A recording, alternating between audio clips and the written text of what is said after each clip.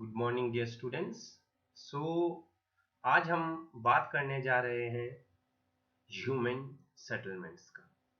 Human settlements पे आने से पहले हमें पता होना चाहिए कि why human beings needs a shelter. Human beings को शेल्टर की ज़रूरत क्यों पड़ी? तो सबसे पहला रीज़न आता है कि अपने आप को human beings adverse weather condition से प्रोटेक्ट कर सकें। देन सेकेंड आता है हमारे पास कि जो ह्यूमन बीइंग्स ने फूड कलेक्ट किया हुआ है और जो उसने एनिमल्स का डोमेस्टिकेशन किया हुआ है उन्हें क्या कर सके, सेव कर सके, राइट। देन थर्ड आता है to protect themselves from wild animals and from their enemies. तो इन सभी रीजंस के कारण ह्यूमन बीइंग्स ने क्या बनाया, शेल्टर। क्या बनाया ह्यूमन बीइंग्स ने? शेल्टर। सो अगर हम बात करते हैं ह्यूमन सेटलमेंट्स की तो उसको एक एग्जांपल से समझा जा सकता है। यहाँ पे आपको एक एरिया दिखाई दे रहा होगा, राइट। और यहाँ पे काफी सारे लोग क्या कर रहे हैं, कंस्ट्रक्शनल एक्टिविटीज में लगे हुए हैं, बिल्डिंग एक्टिविटीज में लगे हुए हैं। तो ये एक एरिया है। क्या है? एक एरिया है। और इस एरिया में लोग क्या कर रहे हैं, अपने हाउसेस कंस्ट्रक्ट कर रहे हैं, राइट। क्यों कर रहे हैं? ताकि यहाँ पे ये परमानेंटली रह सकें। So basically, dear students, human settlements are those areas. Human settlements are those areas where human beings construct their houses. Where human beings construct their houses. Got it? और अगर हम इसको दूसरे वे में एक्सप्लेन करना चाहें तो हम बोल सकते हैं कि बिल्डिंग और construction of houses in an area. क्या बोलेंगे हम? बिल्डिंग और construction of houses in an area where human beings can live. That area is known as human settlements. अगर थर्ड वे से हम इसको एक्सप्लेन करना चाहें तो क्या बोल सकते हैं, बेसिकली ह्यूमन सेटलमेंट्स क्या हैं, क्लस्टर्स हैं। किसके? हाउसेस के। क्या हैं ह्यूमन सेटलमेंट्स? क्लस्टर्स हैं। किसके? हाउसेस के। और ये जो हाउसेस हैं ये कच्चा हाउसेस भी हो सकते हैं, पक्का हाउसेस भी हो सकते हैं।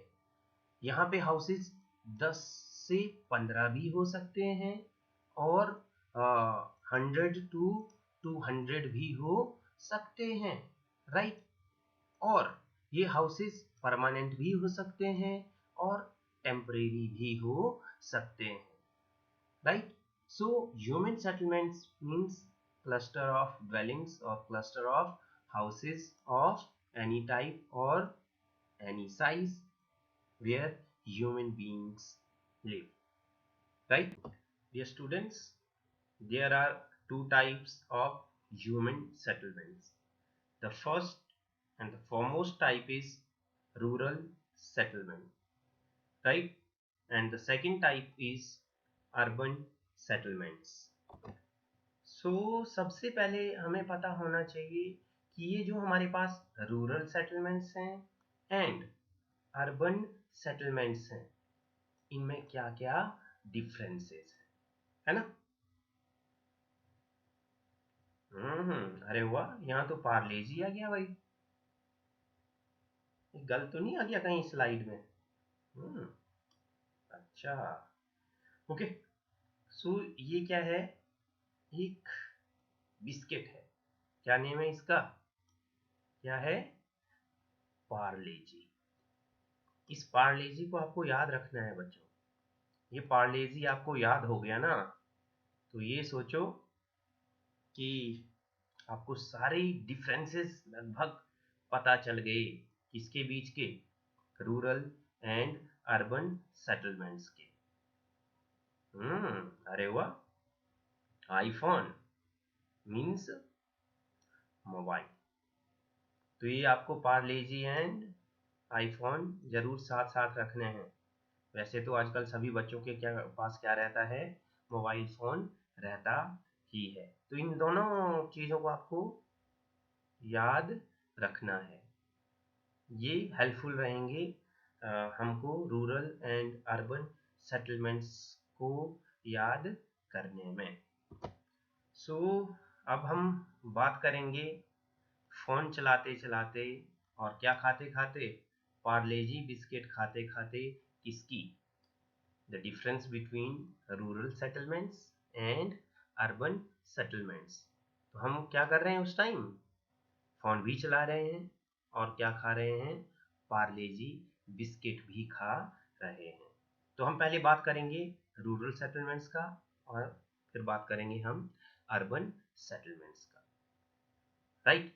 सो पार पहले ले आते हैं हम, P A R, PAR. P for population, A for agricultural and allied activities, and R for relations. So PAR complete हो गया ना आपका, PAR।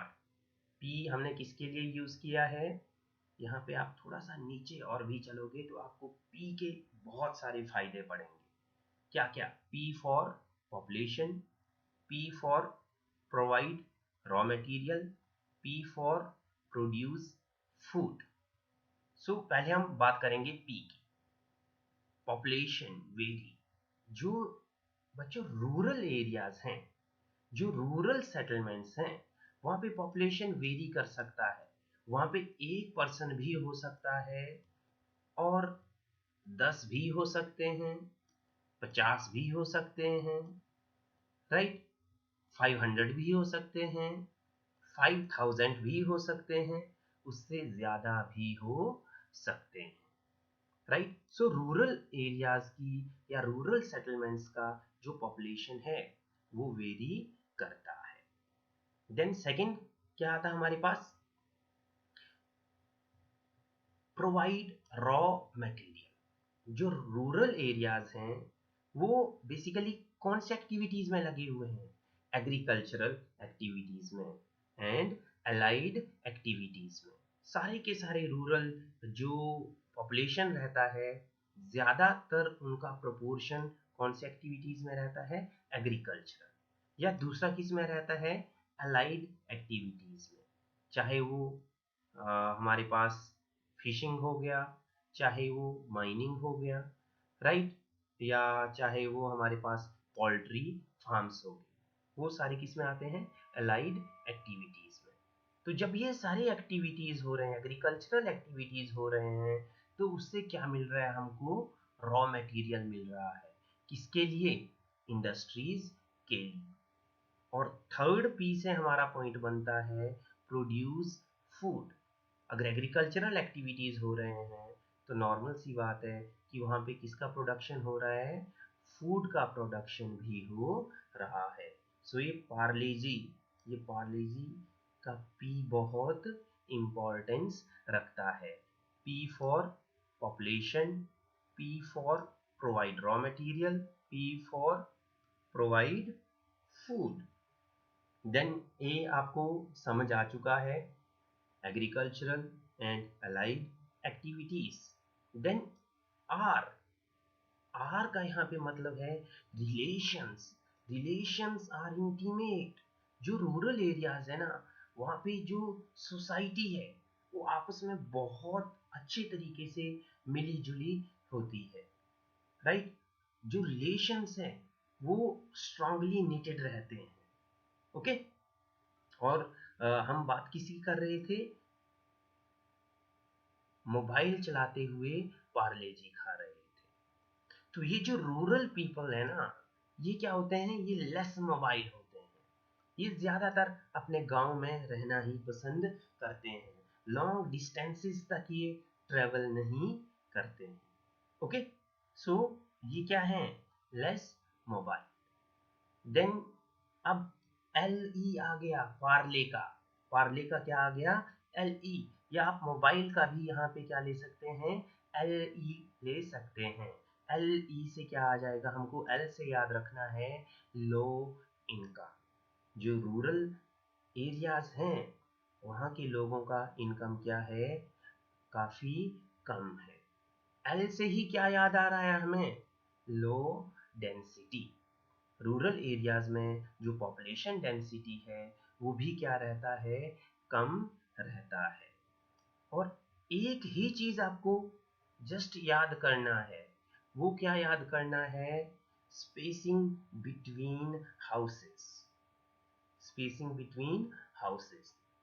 तो जो रूरल एरियाज है, रूरल एरियाज में जो हाउसेस हैं वो क्या रहते हैं, डिस्टेंस पे रहते हैं, वो साथ साथ में नहीं रहते हैं। हाउसेस एक दूसरे के साथ लगे नहीं रहते हैं, जैसे सिटीज में रहता है कि बिल्कुल एक साथ लगे हुए हाउसेस रहते हैं। लेकिन रूरल एरियाज में हाउसेस क्या रहते हैं, दूर दूर रहते हैं। ओके, देन अब हम बात करेंगे अर्बन सेटलमेंट्स का। किसका बात करेंगे, अर्बन सेटलमेंट्स का।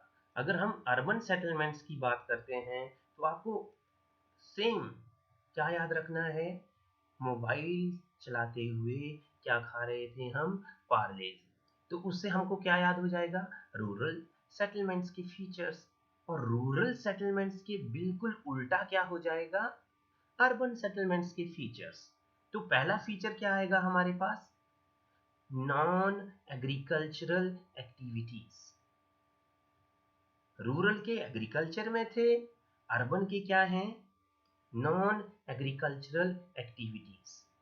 आपको यहाँ पे बच्चों ध्यान देना है, उन एरियाज को अर्बन एरियाज कहा जाता है जहां के 75% पॉपुलेशन, कितना, 75% पॉपुलेशन, और इस पॉपुलेशन में किसको काउंट किया जाता है, मेल पॉपुलेशन।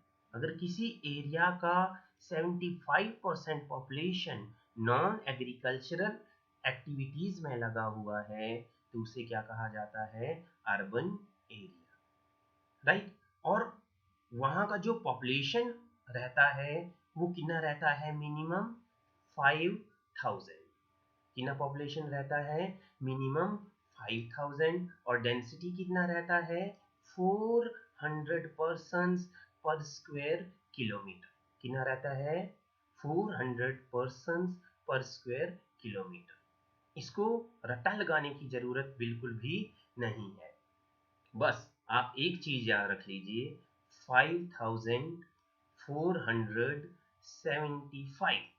क्या याद रख लीजिए आप, 5475। सो 5000 क्या होना चाहिए हमारे पास, पॉपुलेशन होना चाहिए। 400 क्या होना चाहिए हमारे पास, पॉपुलेशन डेंसिटी होना चाहिए। और 75% क्या होना चाहिए, मेल पॉपुलेशन, जो किसमें लगा हुआ हो, नॉन एग्रीकल्चरल एक्टिविटीज में। थर्ड पॉइंट हमने क्या किया था, रिलेशंस। तो सिटीज में जो रिलेशंस रहते हैं वो कैसे रहते हैं, फॉर्मल रिलेशंस। हमें पता ही नहीं होता है कि हमारे घर के साथ में जो दूसरा घर है वहां पे कौन रह रहा है। बहुत नॉर्मली रिलेशंस रहते हैं, उतने नीटेड रिलेशंस नहीं रहते हैं, कहाँ पे, सिटीज में। देन रूरल एरियाज के जो लोग थे वो बहुत कम मोबाइल्स थे, राइट। लेकिन जो अर्बन एरियाज की लोग हैं, दे आर हाईली मोबाइल्स। वो बहुत ज़्यादा ट्रैवल करते हैं, क्यों, एम्प्लॉयमेंट अपॉर्चुनिटीज़ के लिए, चाहे दूसरे पर्पसेस हो, राइट। वो काफ़ी डिस्टेंस तक ट्रैवल करते रहते हैं। ओके, देन हमने रूरल सेटलमेंट्स में किया था कि रॉ मटेरियल प्रोवाइड करते हैं, किसके लिए, इंडस्ट्रीज के लिए। इंडस्ट्रीज कहाँ है, ज़्यादातर अर्बन एरियाज में। तो ये जो इंडस्ट्रीज हैं ये क्या करते हैं, रॉ मटेरियल की प्रोसेसिंग करते हैं, राइट। और रूरल एरियाज अगर फूड प्रोड्यूस करते हैं तो अर्बन एरियाज क्या करते हैं, गुड्स एंड सर्विसेज प्रोड्यूस करते हैं। क्या करते हैं, गुड्स एंड सर्विसेज प्रोड्यूस करते हैं, और किसको प्रोवाइड करते हैं, रूरल एरियाज को। और रूरल एरियाज क्या प्रोवाइड करते हैं अर्बन एरियाज के लिए, food. Got it. Then next factor आता है हमारे पास, जो अर्बन एरियाज हैं वहां पे जो इनकम लेवल है वो क्या रहता है, ज्यादा रहता है। डेंसिटी क्या रहता है, ज्यादा रहता है। मैं जैसे कि बता चुका हूँ, मिनिमम डेंसिटी कितना होता है, 400 पर्सन्स पर स्क्वायर किलोमीटर्स। और जो हाउसेज रहते हैं वो क्या रहते हैं, बहुत क्लोज रहते हैं, जिसको क्या बोला जाता है, कॉम्पैक्ट हाउसेस। सो स्टूडेंट्स कुछ फोटोज देख लेते हैं। जैसा कि आप यहाँ पे देख रहे होंगे कि जो गर्ल्स हैं वो कबड्डी खेल रही हैं, और ये जो कबड्डी खेली जा रही है ये कहाँ पे खेली जा रही है, क्लस्टर लेवल कबड्डी मीट चला हुआ है। ओके, कौन सा, क्लस्टर लेवल, किसका मीट चला हुआ है, कबड्डी का। और नीचे आप देख रहे होंगे तो यहाँ पे केवी के बच्चे हैं जो प्रेयर कर रहे हैं, है ना।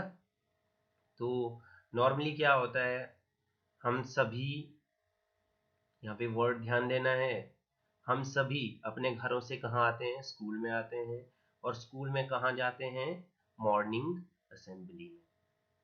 लिसन केयरफुली, मैं रिपीट कर रहा हूँ, हम सभी अपने घरों से आते हैं, घरों से आने के बाद कहाँ चले जाते हैं, मॉर्निंग असेंबली में।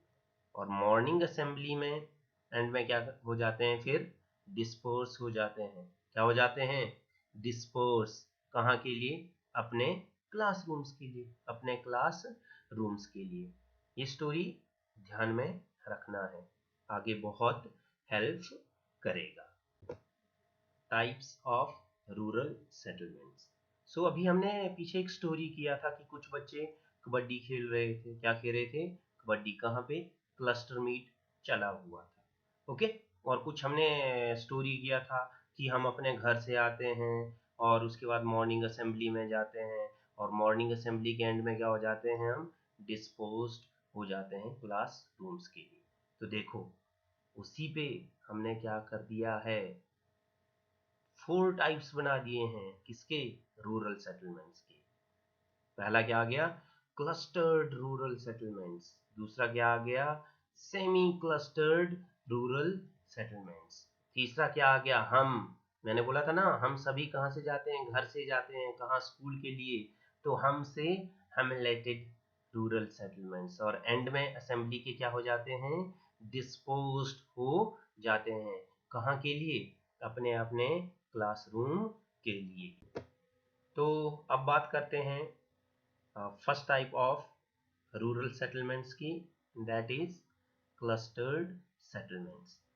Dear students, clustered settlements are also known as agglomerated settlements और न्यूक्लिएटेड सेटलमेंट्स। आप कैन से याद रख सकते हो, C for clustered settlements, A for agglomerated settlements and for nucleated settlement. Okay, so आगे देखते हैं। एक यहाँ पे आपको पिक्चर दिखाई दे रहा होगा, किसका, एक विलेज का। अगर आप इस विलेज को ध्यान से देखो तो ये पूरा का पूरा विलेज जो है, इसमें क्या है, जो हाउसेस हैं they are built very close to each other, or we can say that houses are built very close to each other, right?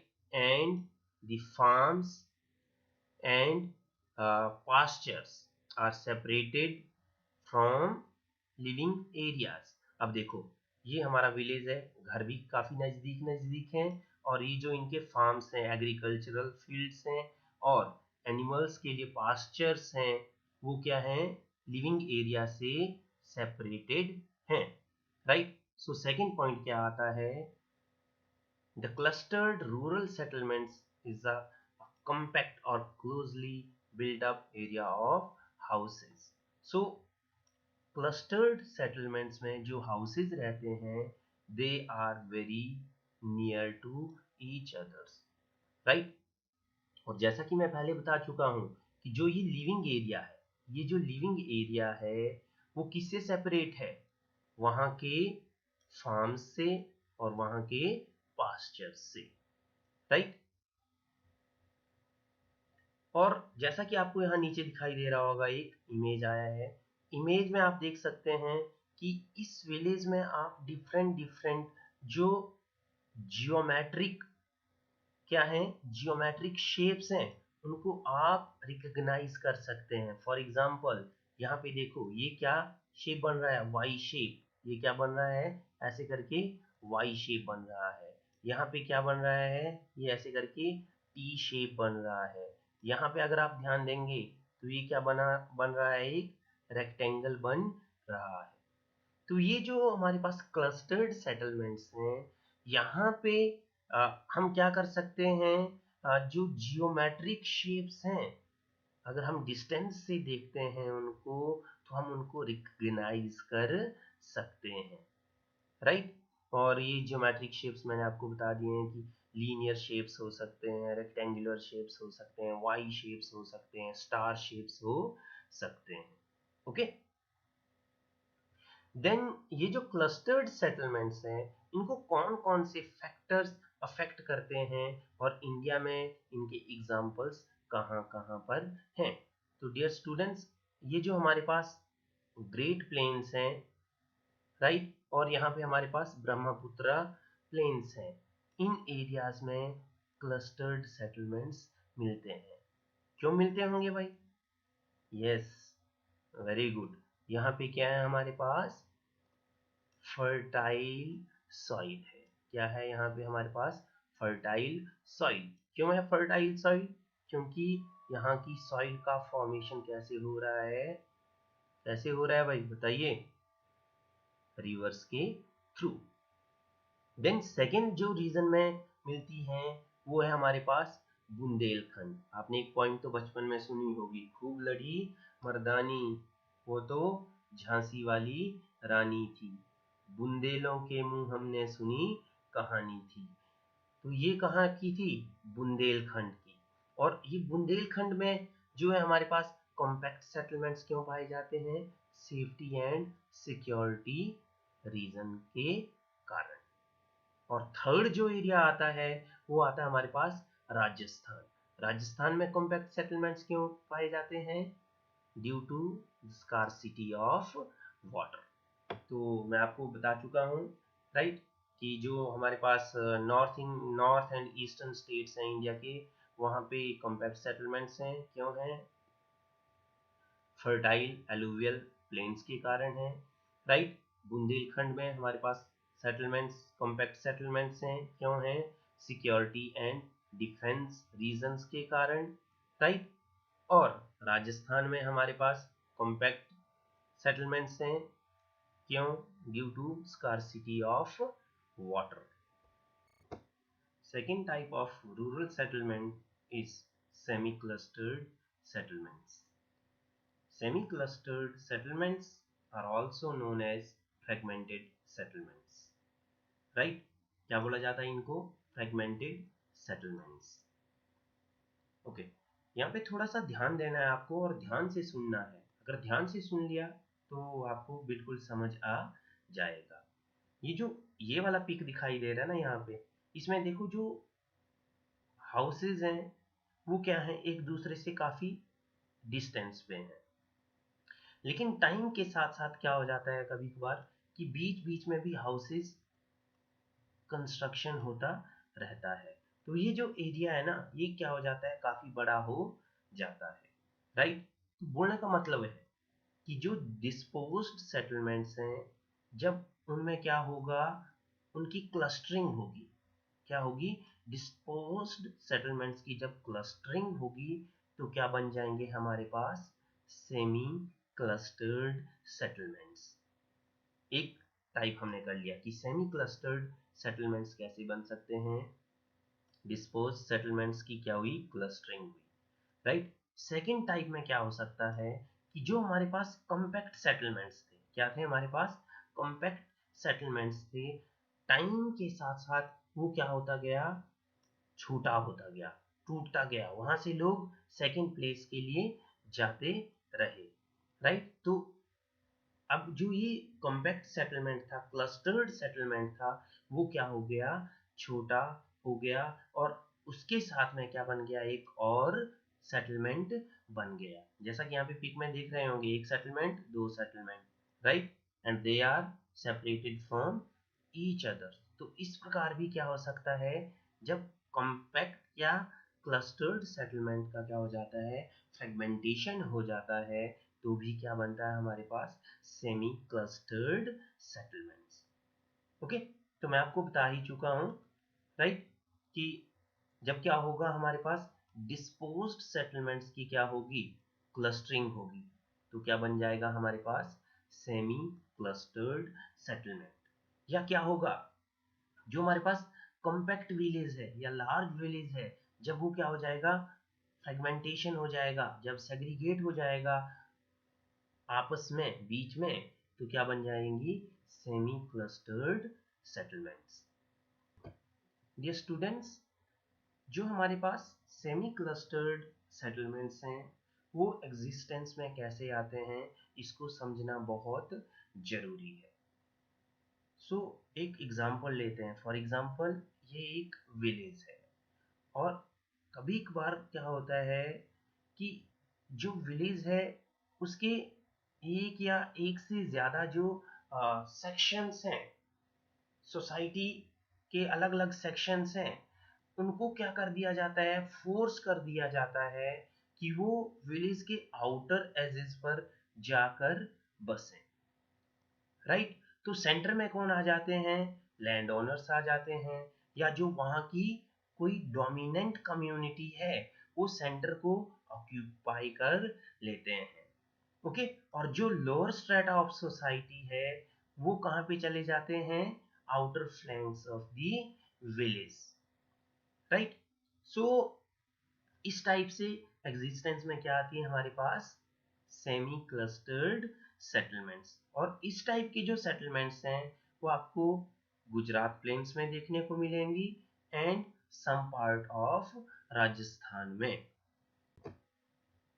Third type of rural settlement is hamleted settlements. ये students, थोड़ा सा आप यहाँ पे ध्यान दीजिएगा, ये जो सेटलमेंट है इसका एक नेम है, राइट, बट ये जो सेटलमेंट्स है ना, ये कई सारे पार्ट्स में क्या है, टूटी फूटी है। देखो, कुछ यहाँ पे हैं, कुछ यहाँ पे हैं, कुछ यहाँ पे हैं, और कुछ यहाँ पे हैं, कुछ यहाँ नीचे भी आपको देखने को मिल जाएंगे, राइट। सो ये जो सेटलमेंट्स हैं, ये छोटे छोटे पार्ट्स में डिवाइडेड है, बट इसका क्या है, एक कॉमन नेम है। फॉर एग्जाम्पल, इस सेटलमेंट का नेम क्या है पूरे का, J, but they are physically separated from each others. This type of settlement is known as hamleted settlement.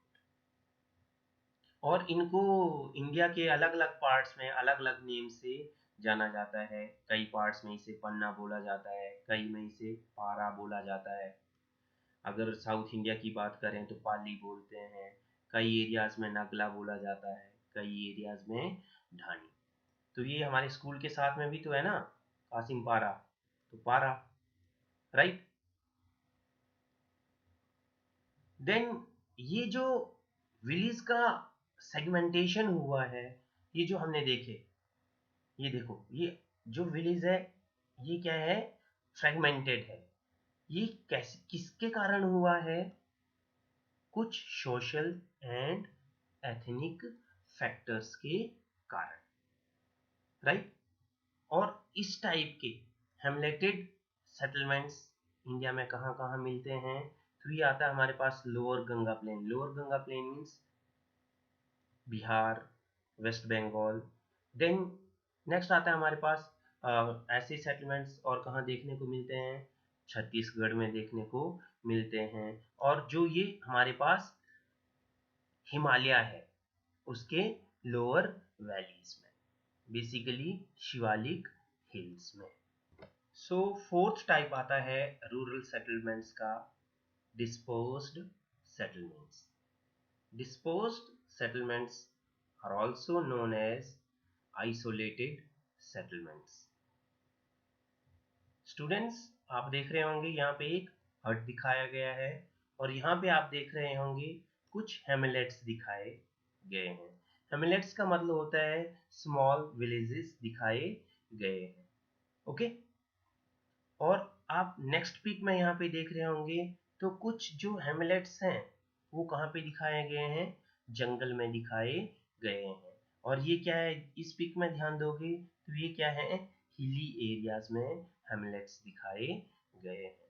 सो देखते हैं, basically dispersed settlements are isolated huts और हेमलेट्स, राइट, इन जंगल्स और on small hills with farms. So देखो, ये जो hilly areas में Hamlet's हैं इनके अपने फार्म्स भी हैं, इनके अपने एग्रीकल्चरल फील्ड्स भी हैं, राइट.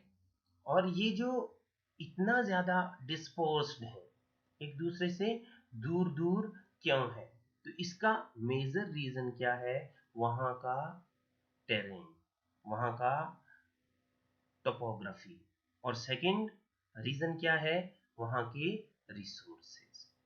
ओके, और अगर हम इस टाइप के सेटलमेंट्स की बात करते हैं इंडिया में तो वो कहाँ कहाँ पाए जाते हैं, मेघालय में, यहाँ पे हमारे हिमाचल प्रदेश में, देन यहाँ पे केरला में, यहाँ पे उत्तराखंड में. ज़्यादातर इन 4 स्टेट्स में कौन से सेटलमेंट पाए जाते हैं, isolated settlements. So thank you so much for watching my video.